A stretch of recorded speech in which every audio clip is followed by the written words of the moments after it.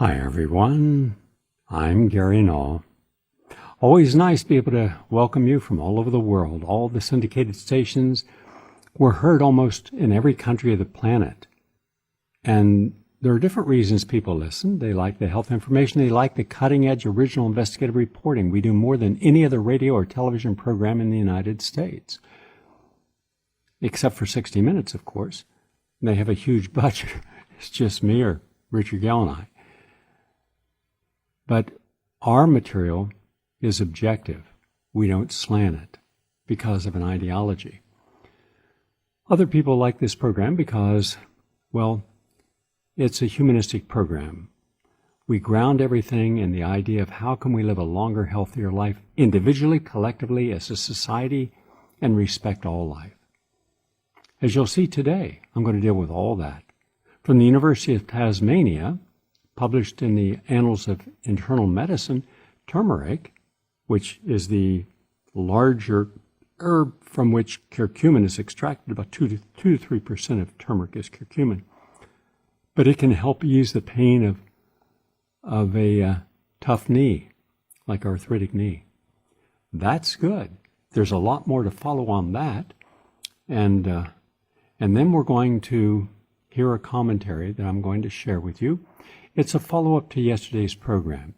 First, I believe that we should take an honest historical look at those people who had tremendous repression and bigotry and racism and misogyny against them, Susan B. Anthony, whoever it is, Booker T. Washington, and see how they exceeded the downside limitations of their circumstances. Because it is those individuals who show when everything is broken down around you, you can break through. And when you break through, you open a door for everyone else to come through. Just like Bannister, every scientist in the world said you cannot run faster than a 4-minute mile. The body cannot do it. He did it. Shortly thereafter, a lot of people did it.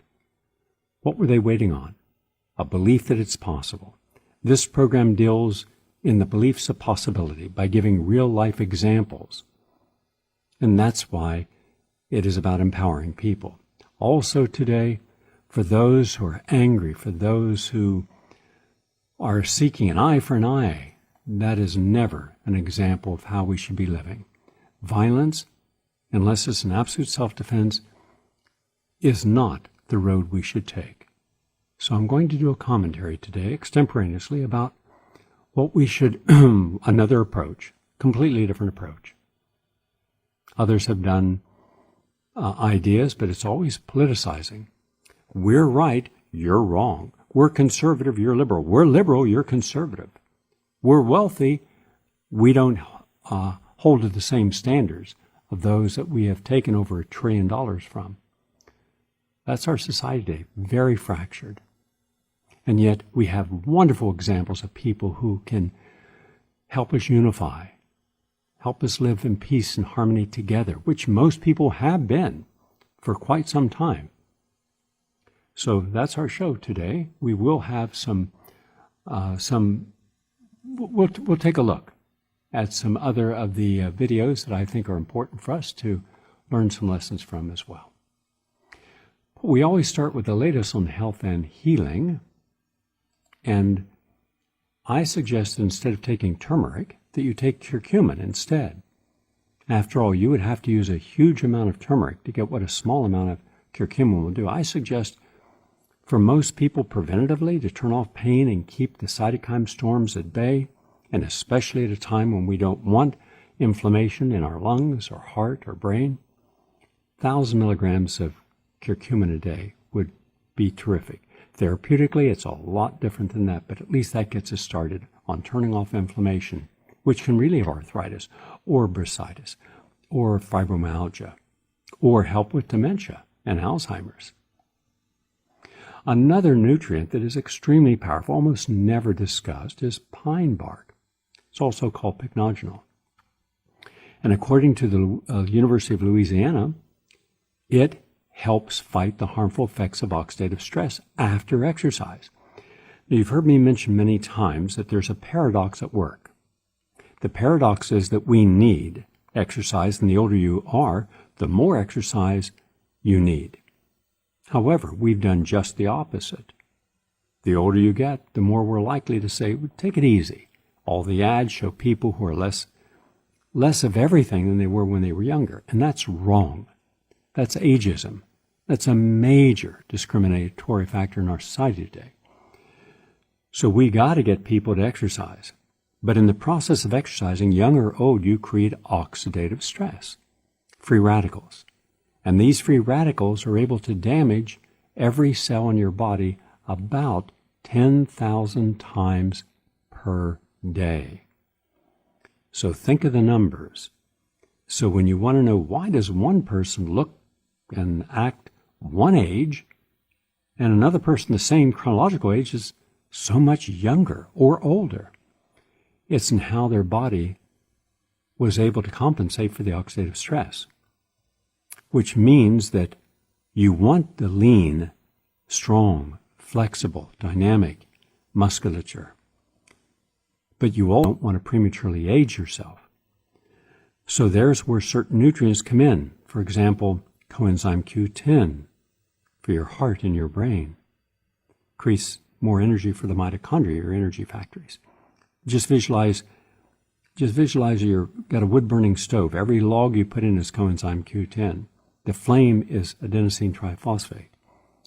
So you want to protect your brain and heart. That's how you do it. Vitamin E does the same thing at a different level and traps free radicals.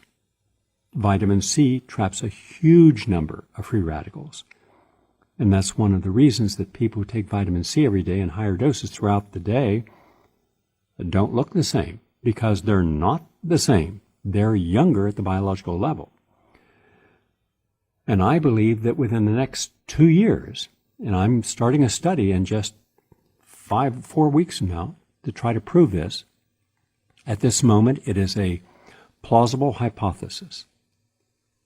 As an anti-aging scientist, as the senior research fellow at the Institute of Applied Biology and director of anti-aging research for 33 years, this is something I know more than casually. I've done 44 clinical studies. I have a lot of evidence. But they say you have to have the actual blood markers measured before and after. So, on day 1, we'll measure all these blood markers they've given me. I didn't create these. And these are the top anti-aging scientists in the world. And then on day 30, 2 weeks on campus, 2 weeks back at home, they'll take their blood chemistry again. And we'll see if we can get a 35-year-old to get their aging down to around 25. A 60-year-old to get it down to 40. If we're able to do that, I have to do it twice. I've just done the other study twice, and now we're publishing it in an important journal.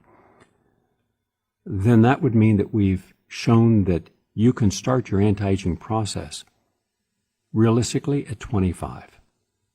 Which means then we should never be referred to by our chronological age without also having our biological age.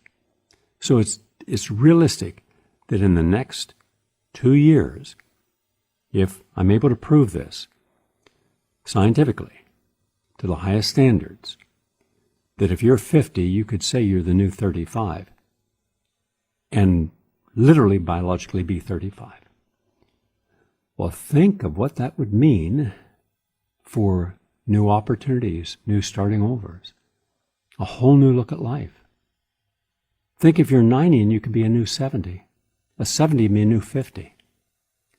So we'll see what happens, but pine bark is certainly one of the things that traps the effects of oxidative stress, the free radicals. And this is the latest study from the University of Louisiana. By the way, there are thousands of studies on oxidative stress and prematurely aging your cell. And they said that by taking pine bark or pycnogenol, it led to a lower level of MDA, a toxic compound that serves as a biomarker for oxidative stress. And it was seen 48 hours after exercise among individuals who took the supplements for at least 2 weeks. By the way, just so you know that pine bark extract is an herbal extract that comes from the tree Pinus pinester, or the maritime pine. It grows abundantly in France, where its medicinal uses date back to the 14th century. French sailors used pine bark to combat scurvy. a condition caused by vitamin C deficiency as they sailed from France to the New World. Now, aside from being rich in vitamin C, pine bark extract is also packed with phytochemicals, meaning natural plant compounds that contribute to the color, taste, and smell of vegetables. And the phytochemicals found in pine bark supplements include proanthocyanidins and flavonoids, both of which lower inflammation and protect from oxidative stress. And we've known from other studies that pine bark extract is there to give us a lot of brain function, balancing our blood sugar levels, and improving blood flow. Everyone needs that. So good news on that front. From Washington State University comes a study about using soy to improve bone cancer treatment. And this was published in the journal Acta Biomateria. And it showed that if you're using soy, you can show the association between a reduced risk of cardiovascular disease, obesity, and cancer, and improved bone health. So one more reason to use non-genetically engineered or organic soy. Get it into your diet as one part of a diet. It shouldn't predominate. And also from Massachusetts General Hospital for Children, broccoli extract was found to significantly improve autism symptoms. Why? Because the active ingredient, or one of the 200 active ingredients in broccoli, is called sulforaphane, S-U-L-F-O-R-A-P-H-A-N-E. It's a molecule and it's extremely powerful natural medicine. So we have a natural anti-cancer nutrient found in cruciferous vegetables like cauliflower and kale, watercress, radishes, Brussels sprouts, asparagus, and this could significantly improve health outcomes in autistic minim boys. This was published in the Proceedings of the National Academy of Sciences, our highest, most esteemed scientific body. So when you're told to eat your broccoli, and even if you're not told to eat your broccoli, and other sulforaphane-rich, antioxidant-rich nutrients, because it can really help you prevent disease.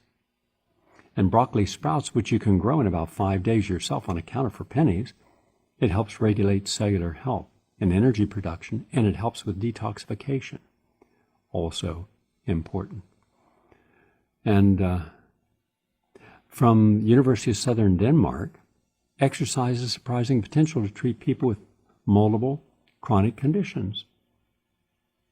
What this means is this.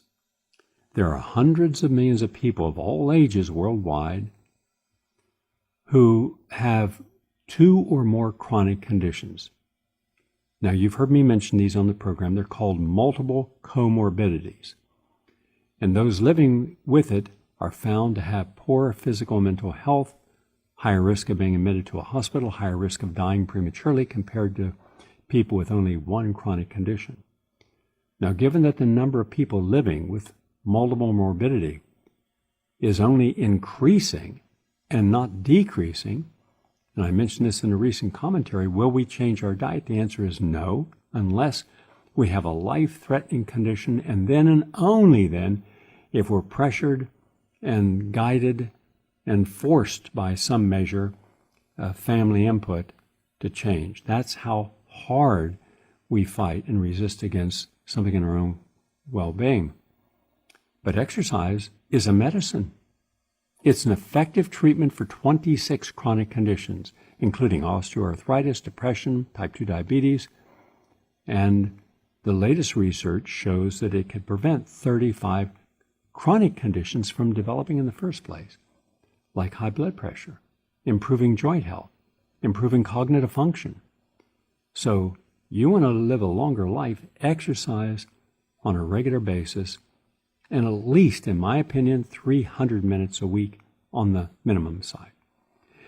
And finally, from George Washington University, a study that was done with the Physicians Committee for Responsible Medicine found that a plant-based diet relieves the symptoms of rheumatoid arthritis. And that's the second study I've mentioned thus far this week on the power of a plant-based diet. So one last thing. University of Dhaka, which is in Bangladesh, they found that garlic improves visual memory and attention. This was done at the University of Dhaka, and it was reported in the findings in complementary and alternative medicine that allium, A-L-L-I-U-M, sativum, S-A-T-I-V-U-M, in garlic protects the amyloid beta peptide-induced apoptosis and prevents oxidative insults to your neurons and synapses, therefore helping to prevent Alzheimer's and dementia. Good news there. And by the way, always eat 2 apples a day, not 1. If you juice, remember, every morning you should green apple and lemon. 2 green apples are terrific, but a new study just ran out that was released on GreenMed Info shows that the apples, 2 apples a day, have the ability to mediate significant gut microbiome metabolic activity. All it takes is just 2 apples a day. Well, in light of the increasing link between gut, good bacteria, your biome, and your immune system, then that's a simple and easy thing to do. All right? And apple consumption has been associated with reducing your cancer risk, including liver cancer and breast cancer and esophageal cancer. And that was a study just in the last 6 months. So eat your apples, keep yourself healthy. That's the latest on health and healing. And remember, all of our studies that we present here are from peer-reviewed journals and from respected institutions. You just don't see them, with rare exception, in any of the mainstream media. Before we go to our break, the latest thing here is from American University, Beirut, quote, scientists predict that COVID-19 will become a seasonal virus, but not yet. So, this was published in Frontiers in Public Health, and it suggests that COVID-19, the illness caused by SARS-CoV-2 virus, will likely follow suit and become seasonal in countries with temperate climates, but only when herd immunity is attained. One more voice for herd immunity. Now, we've had hundreds of doctors say that in Sweden and other countries, they have herd immunity. I wrote an article on herd immunity. I could not find the science to back it up. I found people who had been vaccinated come down with the very conditions they were vaccinated for. So herd immunity did not help them. But when we have natural immunity, then that's for life. Measles, get it early, it's for life, protected. Small chicken pox, for life. But we don't trust natural immunity anymore. We trust Big Pharma. That's not wise. So just wanted to share that with you. So in the very near future, after the election, everything will change after the election, because then they don't need it for a weapon anymore and politicize it. Mind you, if the members of Congress, both left and right, from the White House to the CDC to Bill Gates, if they really cared about your health, they would be advocating for, first and foremost, prevention, not just hand washing or a mask, because there's as much science showing masks don't work as there is suggesting that they do. I've looked at least 12 studies. Now, I advocate masks because a lot of people would not want to get what is in the air from other people. Forget COVID, just the virus and bacteria. That's why you should always be hygienic, at least be conscious of the importance of hygiene. I've been doing this, as my friends will tell you, for decades, being very conscious. I had a mask long before this when I go on flights, because I knew that I was flying in an incubator. And you could hear people coughing and not covering. Well, that means all of us in the plane would be exposed. Interesting, because in March, when I went to the retreat on a plane, I was the only person on the plane and the only person, except one person in an airport, that even had a mask or gloves or anything. But we should be protecting our immune system, meaning eating a healthy diet, losing weight, exercising, getting sunlight, vitamin D, taking vitamin D, vitamin C, and herbs like astragalus, pediarco, and echinacea, olive leaf extract. But we're doing none of that. Then there are medications, mainstream, safe medications that have dozens and dozens of clinical trials proving their safety, like hydroxychloroquine with zinc and azithromycin, and we're not advocating. We're actually banning it. And yet you could go into France in any pharmacy and just get it right off the shelf, no prescription. 200 milligrams to 400 milligrams, depending upon what the doctor wants, once or twice a day. But when they did give it, of course, we did it absolutely wrong. We gave it to people at the end stage of their disease when they were in critical care, which does not help them but hurts them, and they were giving it 3,000 to 9,000 milligrams. Could you imagine giving someone 9,000 milligrams when they needed early on 200 milligrams? So all the science is supporting it, yet neither party, neither group, nor anyone in the media, you haven't heard a single one of these talking heads in the media suggest something that could prevent corona from developing or overcome it. And now when we come back, I'm going to share some information with you that I think is important concerning the tests. Back in a moment, please stay with us. I'd like to welcome all of you. I'm Gary Null. Just a few program announcements. We did expand our bandwidth. And for those of you who said, well, that's not difficult to do. Yes, it is when you have as many people attending my webinars. We've maxed out on several occasions, leaving thousands of people unable to attend. And the webinar I'm going to do this week is because I'm getting so much feedback that people don't know what the heck to do. In fact, yesterday afternoon, in an hour-and-a-half discussion about what is necessary to keep me from leaving BAI, and I won't go into the conversation, but there's a Hail Mary that was thrown, and we'll see whether or not it's caught and I stay or I go. That I'll know by Friday. In any case, and let me tell you, it doesn't look good at this moment because people are very resistant to changing anything, even if it doesn't work. The closed-mindedness is just palpable, but that's what it is. And one of the persons says, what do we do out here in California with all these fires? And I said, move. No, I'm serious, Gary. Move. I'm serious. Move, but we live here. Until your house burned down, then you're going to rebuild it? And how many times have you been at a place where the fire was close to you and you were anxious because you were in the wrong place at the wrong time? And there was a silence. And I said, so, tell me the people that have been interviewed by the media. Maybe they have. I haven't seen any. I see people standing in ashes saying, we lost everything. Everything we lost. We could save nothing. And then I have to ask a question. Why not? Why couldn't you?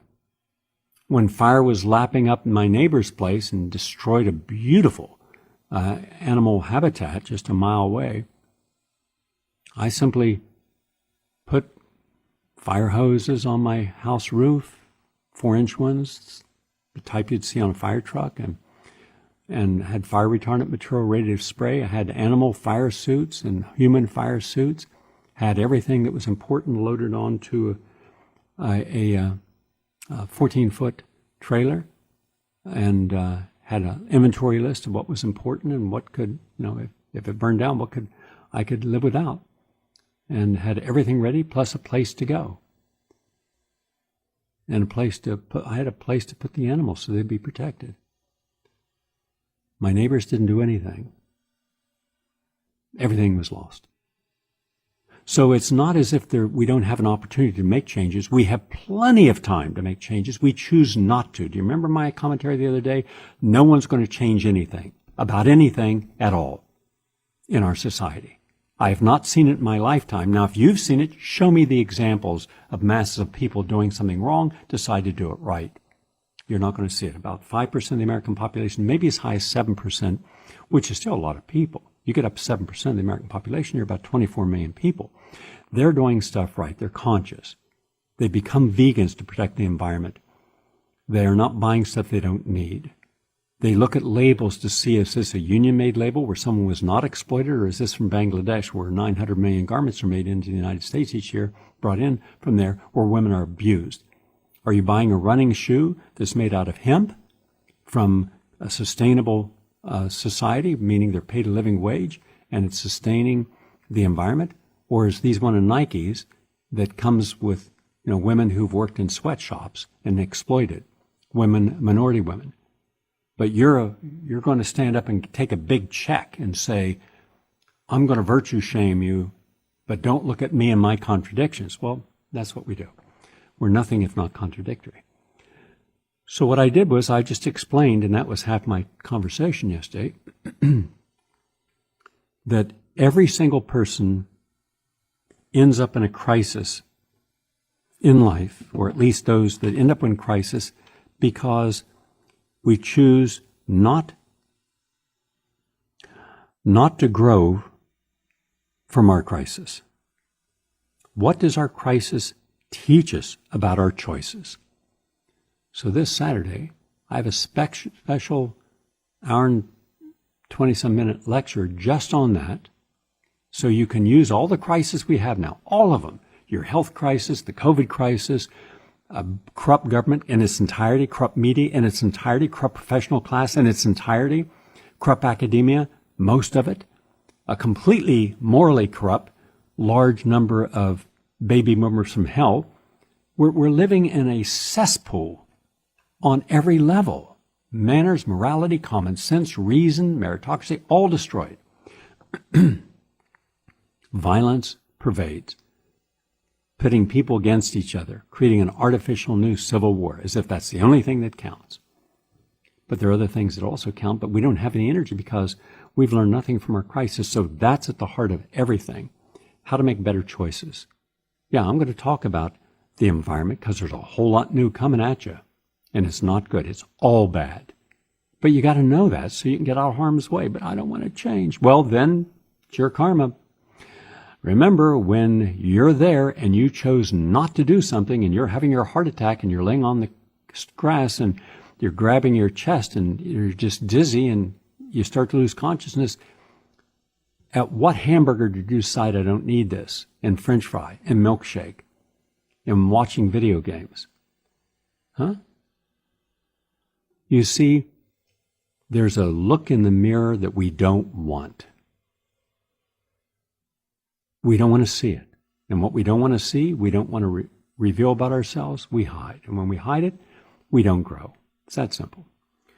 So that's what's this Saturday. If you want to attend there'll be a film, there'll be questions. I'm going to take about 1 to 2 hours of questions from the audience. I'm going to try to answer as many questions as possible. Go to prn.fm if you're interested.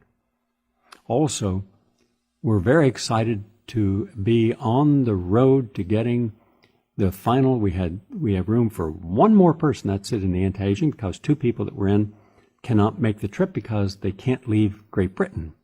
They didn't know that. They thought they'd be able to fly in the United States. They can't.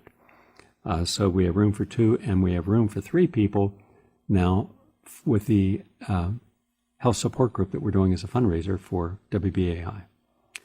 And for that, you can call Luann if you're interested in and speak with her. I don't handle any of that stuff. Her number is, what is Luann's number? Well, I don't think I have it. No, I don't. Yeah, I do. Here it is. 903-881-7008. 903-881-7008.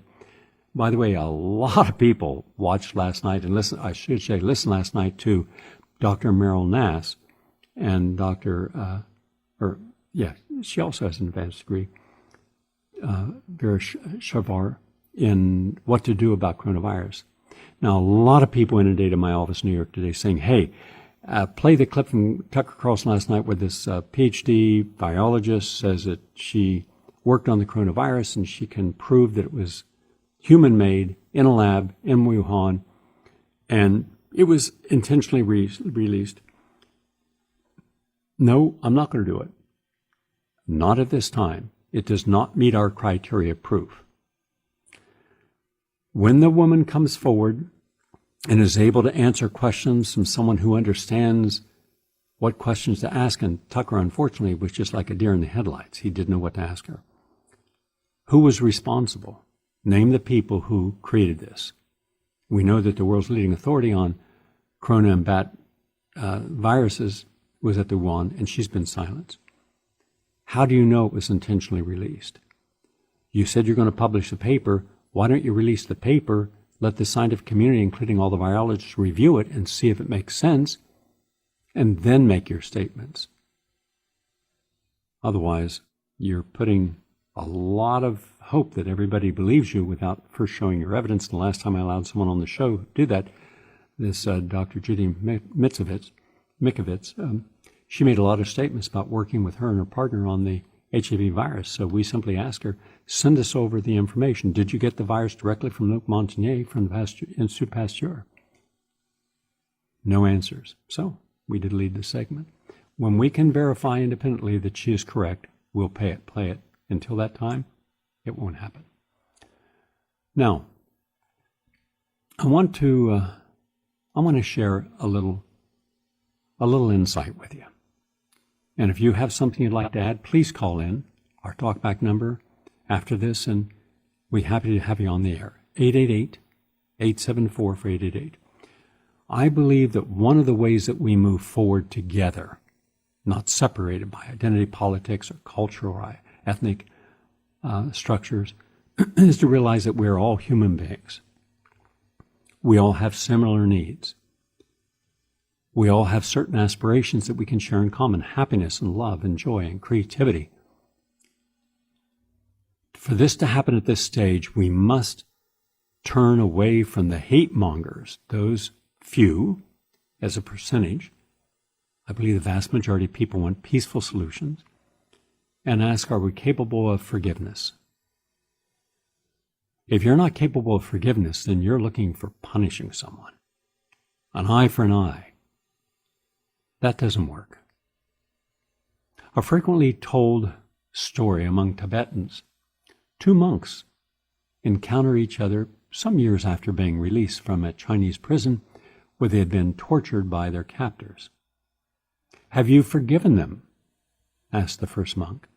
I will never forgive them, never, replies the second.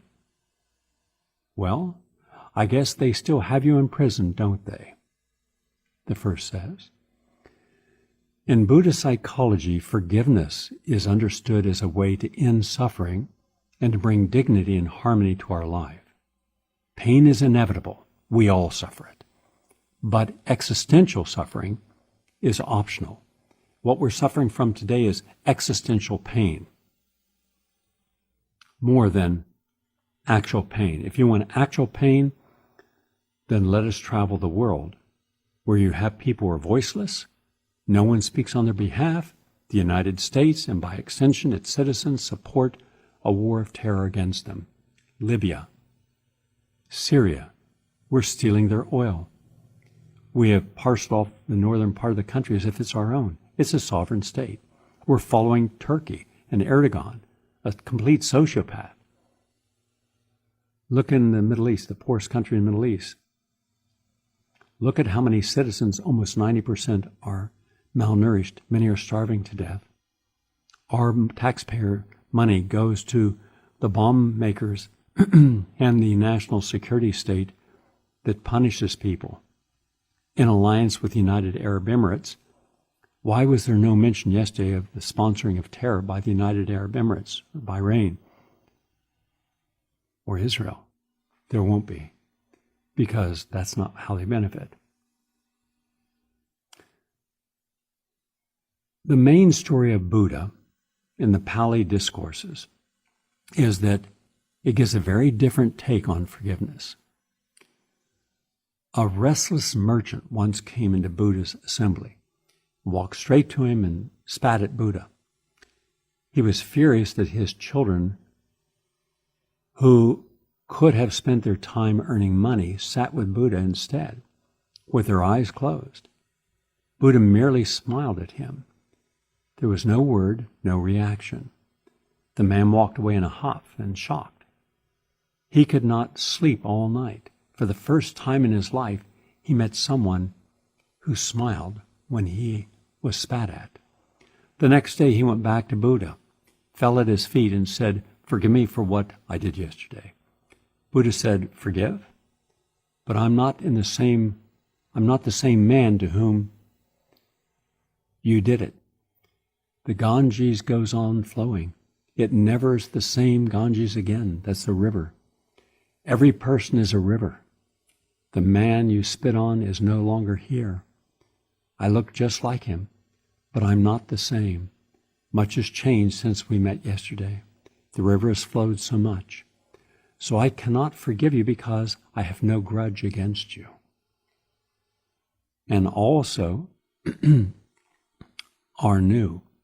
I can see you are not the same man who came yesterday because that man was angry and he spat. Whereas you are bowing at my feet, touching my feet, how can you be the same man? You're not the same man, so let us forget about it. Those two people, the man who spit and the man on whom he spit, both are no more. Come closer. Let us talk of something else.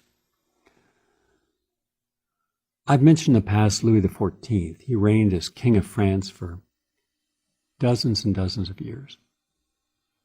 He was known for his mercy and impartial justice, and even forgave members of his nobility who unsuccessfully rebelled against his rule. You also have St. Ignatius of Loyola, the founder of the Jesuits, who once walked 100 miles during a winter to nurse a man who had fallen ill, the man who, only a few weeks earlier, had stolen Ignatius's meager savings. When Kim Phuc was 9 years old, he experienced emotional and physical trauma as a result of war in Vietnam. In 1972, the U.S. military dropped 4 bombs surrounding Kim's village. Kim recounts her experience. I saw an airplane getting lower and then 4 bombs falling down. I saw fire everywhere around me. Then I saw fire over my body, especially on my left arm. My clothes had been burned off by fire. The attack killed her family, and while she survived, her severe burns led to 17 operations. Kim says she wanted to take her own life. The anger inside of me was like a hatred as high as a mountain. I hated my life. I hated all people who were normal because I was no longer normal. I really wanted to die many times. But it was the power of forgiveness that allowed her to be set free. Forgiveness made her free from hatred. She still has many scars on her body and severe pain most days, but her heart is cleansed. Today, Kim is an inspirational speaker traveling the world to share her story of love, peace, and forgiveness. She also has formed a foundation, Kim Foundation, S-K-I-M, International, to help other child victims of war. Think of the child victims in Yemen today.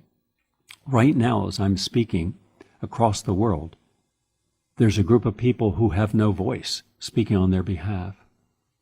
The mainstream media will not acknowledge its complicity. It will not call out, it did not call out Barack Obama and Hillary Clinton as warmongers, which they are. Nor would it call out Trump specifically in Yemen because he is complicit along with all the other countries that are destroying this impoverished country and causing this human suffering. But to the child that has no food, to the child that will die in the next hour, the politics are irrelevant. It is the lack of true empathy and the willingness to step forward and say, I want to help. And we don't have those voices yet, do we? In 1993, Mary Johnson lost her son after a then teenage Oshia Israel got into a fight with him at a party and shot him. With so much unanswered, Johnson went to visit Oshia in jail. After their first contact, I began to feel this movement in my feet. It moved up my legs, and it just moved over my entire body. When I felt it leave me, I instantly knew that all that anger and hatred and animosity I had in my heart for you for 12 years was over. I had totally forgiven you. The two now live as neighbors in the same duplex, and Johnson has even referred to Israel as son in interviews. I admire you for being brave enough to offer forgiveness and for being brave enough to take that step, Israel said. It motivates me to make sure I stay on the right path. Think of how many people have been at different times in their life on the wrong path. Have they been able to forgive themselves? Shams of Taris, a wild, mad dervish who was Rumi's teacher, He said hatred and rage lay hidden in your unconscious. If you see a spark leap from that fire, extinguish it so that it will never return to non-existence from where it came. If you insist on matching anger with anger and promoting the flame of rage, it will spring faster and faster from your unconscious, become more and more difficult to put out, and it will engulf you. The Dalai Lama reminds us, if I develop bad feelings toward those who make me suffer, this will only destroy my own peace of mind. But if I forgive, my mind becomes calm. Desmond Tutu. All of us have the capacity for the greatness possible, and that is to overcome evil. All of us. None of us can predict that under certain circumstances we would not be guilty of the most horrendous atrocities and cruelty. That is why, when they said in the newspapers that someone was a monster, I kept saying, no, that person carried out a monstrous acts. That person can change, and yes, it taught me that human nature can plumb the worst possible depths, and race has got nothing to do with it. And human nature can also. Desmond Tutu. He also said, the invitation to forgive is not an invitation to forget, nor is it an invitation to claim that an injury is less hurtful than it really was, nor is it a request to paper over the fissures in a relationship, to say it's okay when it's not. It's not okay to be injured. It's not okay to be abused. It's not okay to be violated. It's not okay to be betrayed. But it is okay to forgive. One of the greatest minds the world has ever seen or heard from was Rumi. When the attribute of forgiveness comes forth in you, other people realize that you have not been seeing you as you truly are, or they haven't. Then they know that they are the ones to be reapproached, not you. And no proof puts adversities to shame more than that. So by praising and giving thanks to detractors, you are administering an antidote to that hatred in them.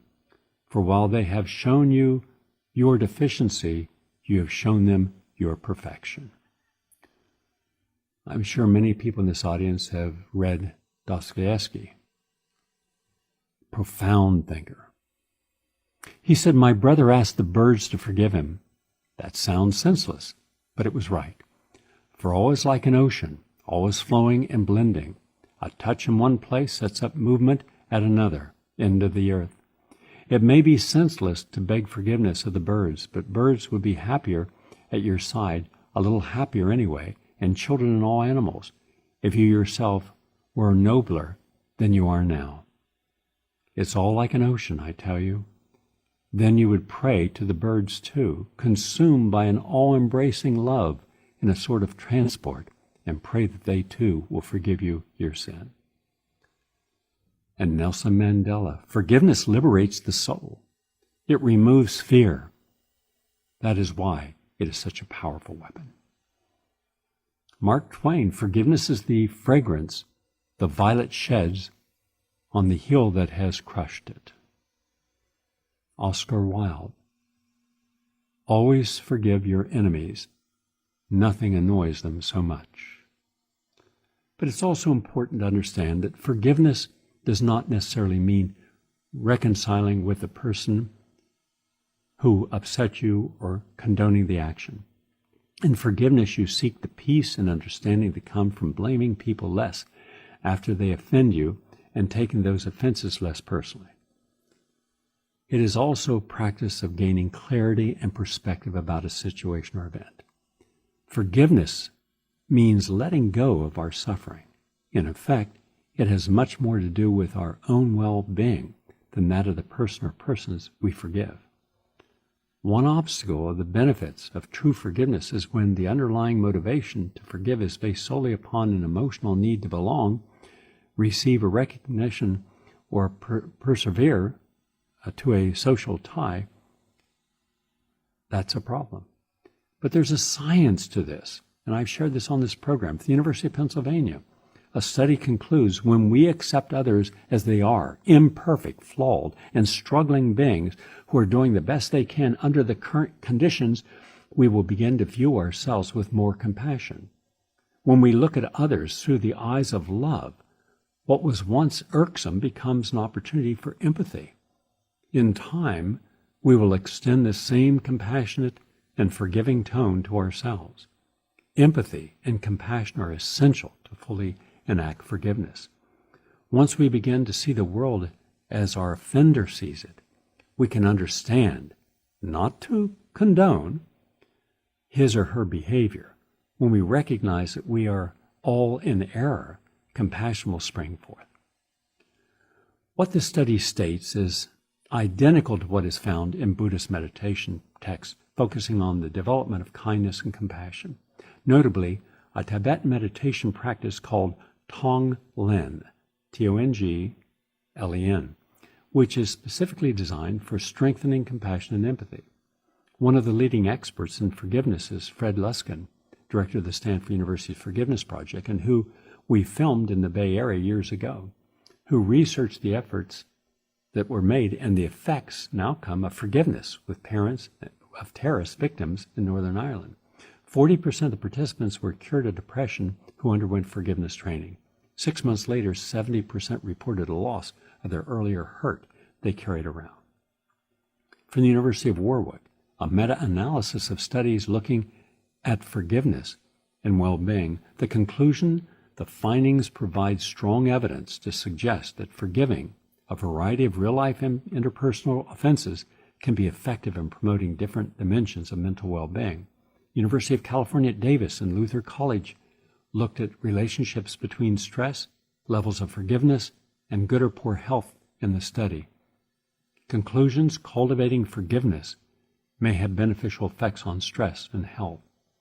The University of Pisa in Italy, using MRI scans, they looked at the correlation between neural activity and relinquishing resentment through forgiveness. And they found a correlation between forgiveness and subjective relief, which has therapeutic value, and which led to a greater neuroplasticity, leading to empathy.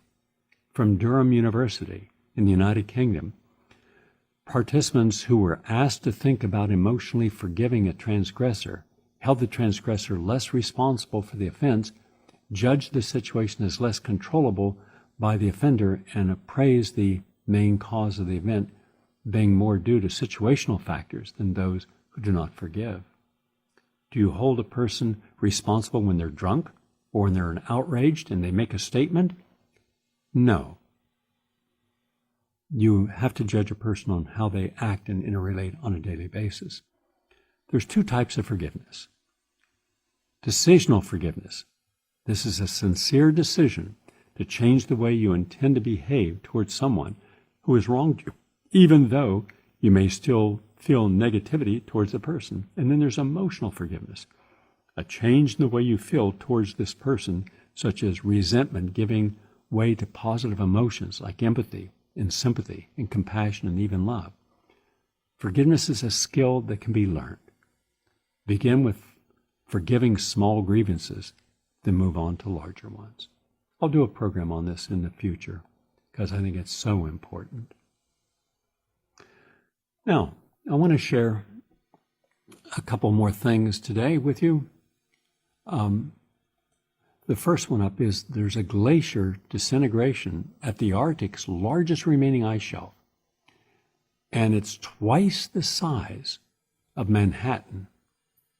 And this broke off Greenland's largest ice shelf and goes into the ocean. Imagine twice the size of Manhattan, and that's a 113-kilometer area. That's a huge area. That's going to add more water to the ocean. That water is going to be warmed water. And then it's going to cause longer rains, and that we're seeing today in Panama area, going clear up through Alabama and other places, massive flooding. When you get 20 to 30 inches of rain in one day, you're going to have everything flood. Your septic systems, all of your water in homes, the water tanks are not above ground that high. They're going to flood, meaning you're going to get septic material in your drinking water. You're going to have to boil water, and you're going to have to flush all that out. And yet we're not doing a thing about it. Nothing. And that's why I say we better learn that if we're not on top of all this, we're behind it. This is important. We need to pay attention. And also, the West Coast cities are facing the world's worst air quality as wildfires rage. The smoke from the fires, which have burned millions of acres across the West, has nearly reached Hawaii and Michigan. And the 4 West Coast cities, Portland in Oregon, Seattle and Washington, hold the number 1 and number 2 spots. San Francisco and Los Angeles sit at number 4 and 6. But collectively, they're the ones making huge amounts of pollution. Do you realize how toxic that is to people's health, air pollution? Very bad.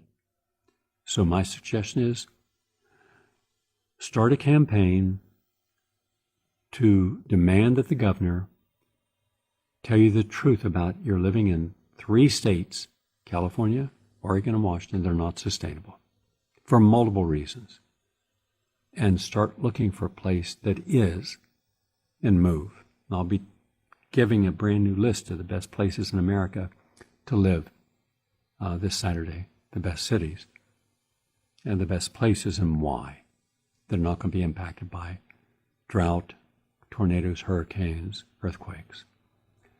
Go to prn.fm if you want to sign up for that. And also, finally, from Amsterdam Infectious and Immunity Institute in the Netherlands, they're now saying as of this morning that protective immunity is seasonal coronaviruses may be short-lasting, meaning the duration of protective immunity against SARS may be short-lived, very short-lived.